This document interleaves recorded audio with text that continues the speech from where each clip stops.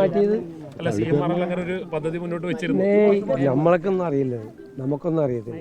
അന്ന് സർക്കാരുമായിട്ട് ആലോചിക്കാതെ ഏകപക്ഷീയമായി പറയുന്ന കാര്യങ്ങളാണ്. സർക്കാരുമായിട്ട് ഇതുവരെ അത്ര ഒരു ആലോചന നടന്നിട്ടില്ല. സർക്കാരിൻ്റെ പരിഗണനയിലും ആ കാര്യമില്ല. സർക്കാരിൻ്റെ പരിഗണനയിലും ആ കാര്യമില്ല. സർക്കാരുമായിട്ട് അവർ ആലോചിക്കാതെ അവർ പത്രവാർത്ത കൊടുത്തു കഴിഞ്ഞാൽ ഞാനെന്തിനാ പ്രതികരിക്കുന്നത്? സർക്കാരിൻ്റെ പരിഗണനയിലില്ല അങ്ങനെ ഒരു വിഷയം. ഭാവിയിലേക്ക് മാറ്റുന്നത് അല്ലെന്ന് എന്തിനാ ഇപ്പോൾ ആലോചിക്കുന്നത്? അങ്ങനെ ഒരു ആലോചന സർക്കാരിൻ്റെ പരിഗണനയിലില്ല, ആ വിഷയമില്ല. അവരാലോചിച്ചാൽ പോരല്ലോ, സർക്കാർ ആലോചിക്കണ്ടേ? അതറിയില്ല, എനിക്കറിയില്ല. അത് അവരോട് ചോദിക്കണം. നിങ്ങൾ എന്നോട് ചോദിച്ചിട്ട് കാര്യമുണ്ട്. ഇത് CM ഒന്ന് ചോദിച്ചു പോലുമില്ല, പിന്നീട് ആരോടും അന്വേഷിച്ചില്ല. ഇത് ഞാൻ ഇന്ന് രാവിലെ പത്രവാർത്ത കണ്ടിട്ടാണ് അറിയുന്നത്. അങ്ങനെയല്ലല്ലോ അറിയേണ്ടത്. CM പോലും അറിയാതെ അല്ല, ആര് സർക്കാർ അറിഞ്ഞിട്ടില്ല ഈ കാര്യം. സർക്കാർ അറിയാതെ അവർക്ക് അവർ തന്നെ ആലോചിച്ച് കഴിഞ്ഞാൽ ഞങ്ങൾ എന്ത് ചെയ്യാൻ പറ്റും? ഞങ്ങൾ അതിൻ്റെ അകത്ത് പ്രതികരിക്കേണ്ട ആവശ്യമില്ല. സർക്കാരിന്റെ കൂടി പങ്കാളിത്തം. സർക്കാരിന്റെ ആദ്യ ഓണമാണല്ലോ, സംസ്ഥാനത്ത് ഓണം മൂഡ് എങ്ങനെയാണ്? തീർച്ചയായിട്ടും എല്ലാവരും വളരെ നമുക്കൊരു പ്രകൃതി ദുരന്തം ഉണ്ടായി, അതിൻ്റെ ഒരു സങ്കടവും വിഷമമൊക്കെ ഉണ്ട്. എങ്കിലും എല്ലാ സങ്കടങ്ങളും മറന്ന് ഓണത്തിൻ്റെ ആഘോഷങ്ങളിൽ ആളുകൾ ഒത്തുകൂടാൻ വേണ്ടിയിട്ട് ശ്രമിക്കുകയാണ്. അപ്പോൾ അത് സർക്കാരും വളരെ ശ്രദ്ധയോടുകൂടി അതിൻ്റെ കൂടെ ഉണ്ടെന്ന് നിങ്ങൾക്കറിയാമല്ലോ. വളരെ ശ്രദ്ധയോടുകൂടി ഇത്രയും വലിയ ഒരു ധനപ്രതിസന്ധിയിലൂടെ കടന്നു പോവുകയും ഓണത്തിനൊരു ക്ഷീണവും ഏൽപ്പിക്കാതെ അതിൻ്റെ കൂടെ നിൽക്കാൻ വേണ്ടിയിട്ടുള്ള, ജനങ്ങളുടെ കൂടെ നിൽക്കാൻ വേണ്ടിയിട്ടുള്ള സർക്കാരിൻ്റെ പരമാവധി ശ്രമമാണ് നടത്തിയിരിക്കുന്നത്. ഒരു കാലത്തും ഇല്ലാത്ത തരത്തിൽ സർക്കാർ കൂടെ ഉണ്ട് ഓണാഘോഷം. തീർച്ചയായിട്ടും അതെല്ലാം ചെയ്തുകൊണ്ടിരിക്കുകയല്ല. അതിൻ്റെ പ്രോസസ്സ് നേരത്തെയാണ് കൊടുക്കുന്നത്.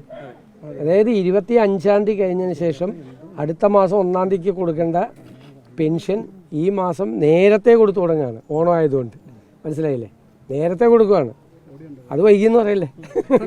അതേപോലെ തന്നെ റിപ്പോർട്ട് താങ്കളുടെ പരിഗണനയിലേക്ക് വരികയാണെങ്കിൽ മെസ്സി വിവാദം സംബന്ധിച്ച് എന്താണ് അത് പരിഗണന കിട്ടിയിട്ടുണ്ട്. അതൊരു തീരുമാനം സർക്കാർ എടുത്തിട്ട് നിങ്ങൾ അറിയിക്കും. എപ്പോഴാണ് ഉണ്ടാവുക? അത് ഉടനെ തന്നെ ഉണ്ടാവും, താമസിക്കില്ല. അതുപോലെ തന്നെ ഞാൻ സ്ഥലത്തില്ലായിരുന്നോണ്ടാണ്. ഇഡിയുമായി ബന്ധപ്പെട്ടുകൊണ്ട് ഈ വീണയ്ക്കെതിരെ കൂടുതൽ അന്വേഷണം വരുന്നു. CMന്റെ ശ്രദ്ധയിൽ അത് പെട്ടിരുന്നോ? ഞങ്ങളിങ്ങനെ നിങ്ങൾക്കൊക്കെ വാർത്തയൊക്കെ തരുന്നതുകൊണ്ട് നമ്മളും വായിക്കാറുണ്ട്. ആ വാർത്തയും വായിച്ചു. അവര് പ്രതികരിക്കട്ടെ, ബന്ധപ്പെട്ട ആളുകൾ പ്രതികരിക്കട്ടെ. ഞങ്ങളൊന്നും മുന്നോട്ട് വയ്ക്കുന്നില്ല. അവര് പ്രതികരിക്കട്ടെ തന്നെ, പ്രതികരിക്കട്ടെ.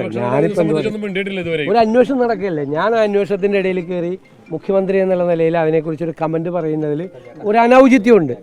പിന്നെ ആളുകൾ കാണുന്നുണ്ടല്ലോ, എല്ലാവരും കാണുന്നുണ്ടല്ലോ. അവർ പറയുന്നതും അവരുടെ പ്രവൃത്തിയും തമ്മിലുള്ള വ്യത്യാസം ആളുകൾ തിരിച്ചറിയുന്നുണ്ടല്ലോ. അതറിയട്ടെ. ഞാനൊരു അന്വേഷണം, ഒരു ഏജൻസി, കേന്ദ്ര ഏജൻസി അന്വേഷണം നടത്തുന്നതിൻ്റെ ഇടയിൽ ഞാൻ ഈ സ്ഥാനത്തിരുന്നുകൊണ്ട് ഞാൻ അതിനെക്കുറിച്ചൊരു കമൻറ്റ് പറയുന്നതിൽ ഒരു അനൗചിത്യമുണ്ട്. ശരിയല്ല.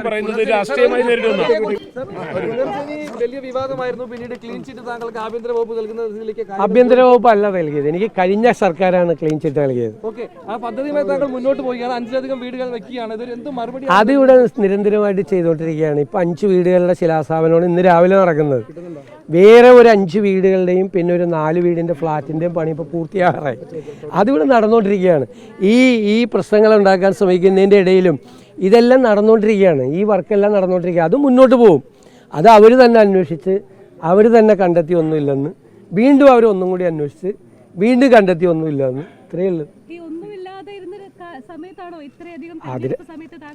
അതങ്ങനെ പറയുമല്ലോ. അങ്ങനെ പറഞ്ഞുകൊണ്ടിരിക്കലാണല്ലോ ഈ രാഷ്ട്രീയത്തിലെ ഒരു പ്രശ്നം. അതാണല്ലോ അവരുടെ മുമ്പിൽ 2 വിജിലൻസ് ഡയറക്ടർമാരുടെയും റിപ്പോർട്ട് ഇരിക്കുമ്പോഴാണ് അവർ തെരഞ്ഞെടുപ്പ് കാലത്ത് എനിക്കെതിരായിട്ട് പ്രചരണം നടത്തിയത്. അവരന്വേഷിച്ച അവരുടെ പോലീസിൻ്റെ 2 വിജിലൻസ് ഡയറക്ടർമാർ ഇത് പൂർണ്ണമായും നന്നായി നടത്തിയ ഒരു പദ്ധതിയാണ് എന്നാണ്.